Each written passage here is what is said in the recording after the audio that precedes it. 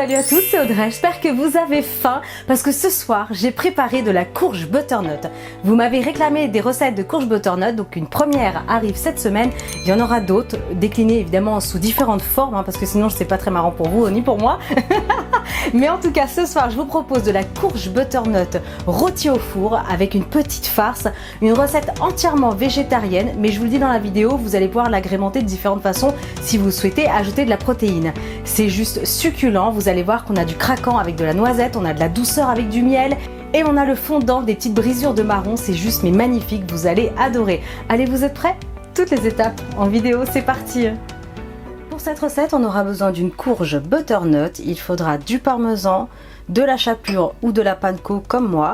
Il faudra quelques noisettes entières. Si vous trouvez quelques marrons qui ont déjà été rôtis, et souvent ça se trouve sous vide ou en bocaux, du sel, du poivre, une pincée de noix de muscade, un petit peu de miel, de l'huile d'olive, ici du boulgour que vous pouvez remplacer par du quinoa, du blé, du riz, parce que vous voulez. Ensuite, on aura besoin d'un oignon nouveau ou un petit oignon sec, une carotte et enfin du persil plat. La liste des ingrédients est juste sous la vidéo, tout sera écrit en détail. Allez, c'est parti pour cette recette. Ok, ce que je vais faire dans un premier temps, c'est couper en deux la courge butternut. Équipez-vous d'un bon couteau parce que c'est assez costaud. Ce que j'ai fait, c'est que je l'ai bien rincé sous l'eau claire parce qu'il y avait quand même pas mal de résidus de terre et quand vous tranchez, forcément ça en met sur le couteau et à l'intérieur de la chair. Donc attention, pensez à bien laver avant. Ce que je vais faire, c'est que je vais la couper en deux. Alors faites-le au fur et à mesure de votre côté si vous n'avez pas un couteau de malade. Mais même avec un couteau de malade, c'est compliqué. On va commencer par le bout. C'est chaud, hein. Alors si vous l'achetez sur le marché, l'avantage c'est que vous pouvez demander à ce qu'on vous la découpe en deux. Parce que là j'ai un couteau de compète et je vous avoue que c'est pas évident. Ok. Waouh. Ça fait perdre des calories, hein. Ok, donc là c'est bon. Ensuite, ce que je vais faire, c'est que je vais retirer les graines, tout simplement avec une cuillère à soupe. Donc là, j'ai commencé à faire préchauffer mon four. J'ai mis 220 degrés, j'ai un four classique. Donc adapté après chez vous si vous avez un four plus récent, avec chaleur tournante, tout ça. Et ça va partir au moins 45 minutes, c'est très très long. Et il faut absolument que ce soit bien tendre, hein, sinon c'est immangeable. Il faut que la chair soit bien moelleuse. Ça, c'est une recette que vous pourrez faire pour Halloween. On est vraiment sur le thème automnal, thème orangé. Franchement, présenter ça, c'est superbe. Bon, alors je vous demande souvent en commentaire si vous aimez vous aussi tel ou tel légume quand je le prépare. Et vous êtes nombreux à réagir, c'est plutôt cool, merci. Et c'est vrai que je suis très team légumes, hein. Donc là, j'essaye de vous proposer pas mal de variantes, pas mal de choses et ça a l'air de vous plaire. Donc merci pour vos retours positifs. Alors, ce que je vais faire ensuite, avec le couteau, donc attention, hein, on entaille la chair légèrement, pas la peine de faire des entailles super profondes. On va l'entailler, hop, sur la partie haute. Pareil, de l'autre côté. Je fais la même chose avec la deuxième. Donc là, ça va être une préparation végétarienne et qui est quand même assez complète parce que je vais ajouter du boulgour. Comme je vous le disais, n'hésitez pas à remplacer par du quinoa, du riz, du blé. Prenez ce que vous aimez et ce que vous avez, surtout à la maison. Donc là, entièrement végétarien. Si vous voulez rajouter un peu de viande, franchement, n'hésitez pas à rajouter un petit peu de poulet haché, un peu de bœuf haché, du veau haché, ça va super bien avec. Et pourquoi pas des petits morceaux aussi de jambon découpés. Allez, c'est parti. Ce que je vais faire, c'est que je vais placer mes petites courges dans un grand plat. Alors, vous pouvez utiliser la lèche frite, un grand plat à gratin. Prenez quelque chose qui va au four, hein, tout simplement. Ensuite, je vais placer un petit peu d'huile d'olive sur chaque petit morceau de courge butternut. Je vais saler. Un petit peu, pas trop, parce que de toute façon, après, je préparerai le reste et il y aura déjà du sel. Et je vais poivrer après parce que je voudrais pas que ça prenne un petit goût amer.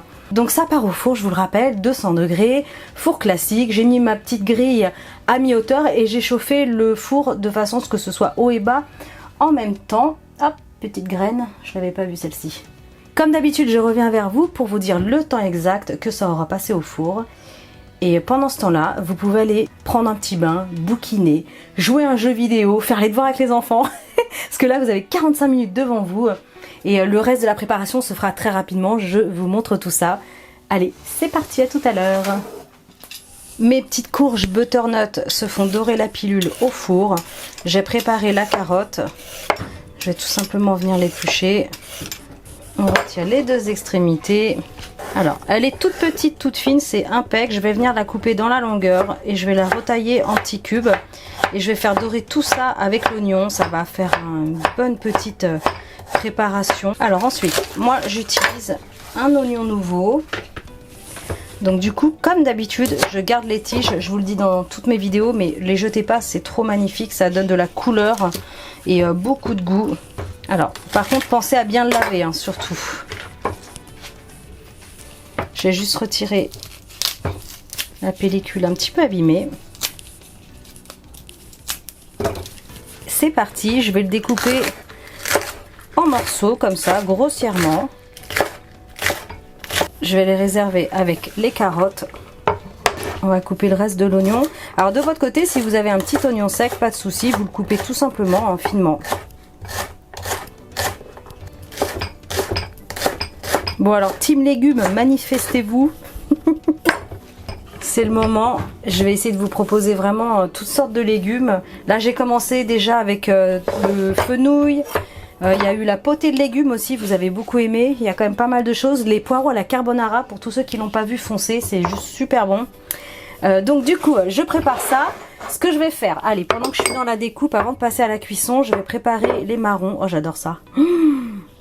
Je sais pas vous, mais alors... Et vous savez, quand on les achète dans Paris, au petit vendeur, là, il les fait direct sur le grill, là, au charbon. Oh, j'adore ça. À chaque fois, j'en prends. C'est super bon. Est-ce que vous aussi, vous en achetez des marrons comme ça dans Paris? C'est trop magnifique quand il fait froid, là, en hiver. Oh là là. Ok. Je les coupe tout simplement. Voilà, vraiment grossièrement. J'en ai peut-être mis un petit peu beaucoup, on va voir. Les noisettes, je vais venir les concasser, pareil, grossièrement. Hop. Ça va apporter du croquant et ce petit côté automnal qui me plaît énormément. Impeccable. Allez, je réserve. Et maintenant, on va s'occuper de la cuisson. Je vais faire dorer l'oignon avec ma petite carotte. C'est parti. Un petit filet d'huile d'olive dans une poêle. Allez, on y va. Les carottes, le petit oignon. On mélange bien. La petite pointe de sel dès le départ pour accélérer la cuisson de l'oignon.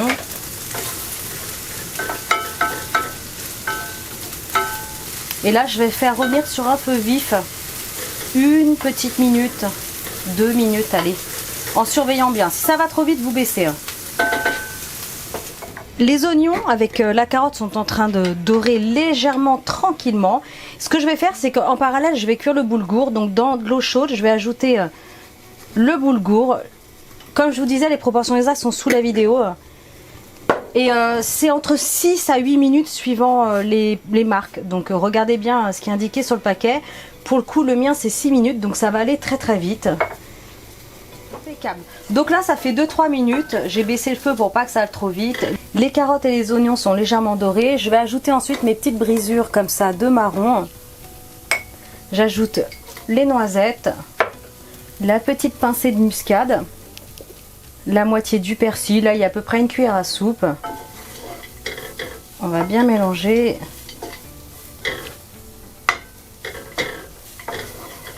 Donc là, je suis toujours sur un petit feu doux moyen.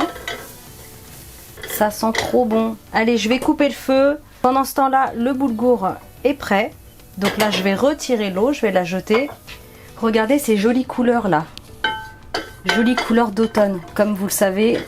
Et d'ailleurs, vous avez été nombreux à me répondre. Ma saison préférée, c'est l'automne. Et pour beaucoup d'entre vous aussi, mais pas tous, j'ai noté que certains n'aimaient pas l'automne. Préféraient plutôt l'hiver ou le printemps parce que tout renaît. C'est super chouette de lire tous vos gentils commentaires et de partager ça avec moi.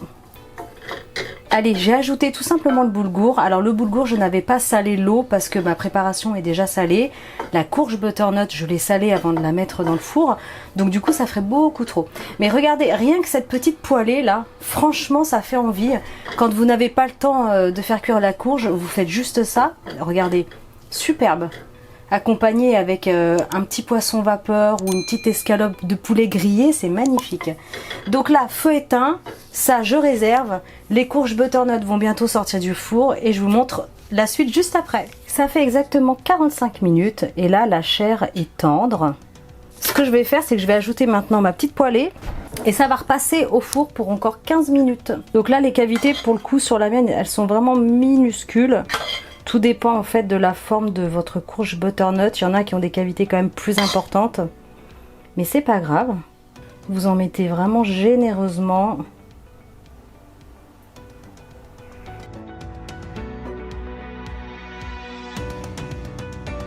Alors, on tasse. Et ça y est, tout est sorti. Alors, ensuite, ce que je vais faire. Moi, j'adore le parmesan. Je vais ajouter du parmesan.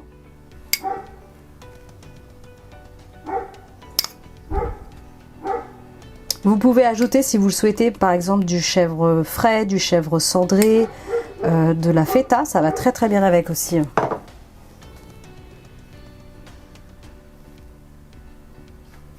Un petit peu de chapelure pour son petit côté croustillant, doré. Scooby-Doo est parti là, ça y est.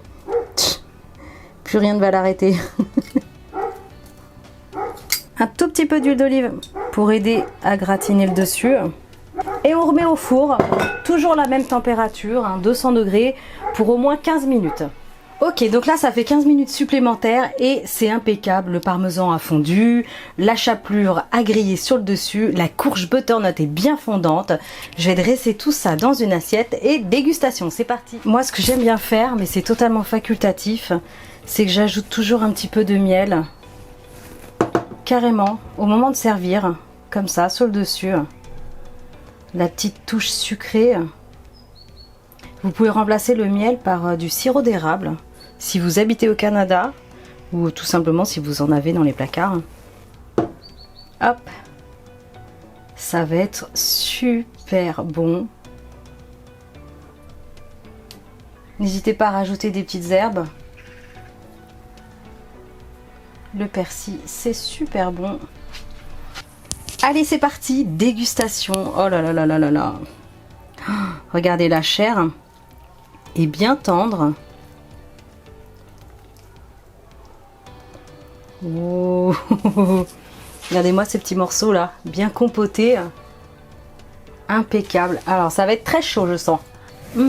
Ouais, c'est très chaud. C'est très bon. Ça croustille avec la chapelure. Oh là là, c'est bon. Et regardez l'intérieur, aux châtaignes, noisettes, boulgour. Le petit oignon. Oh là là, regardez.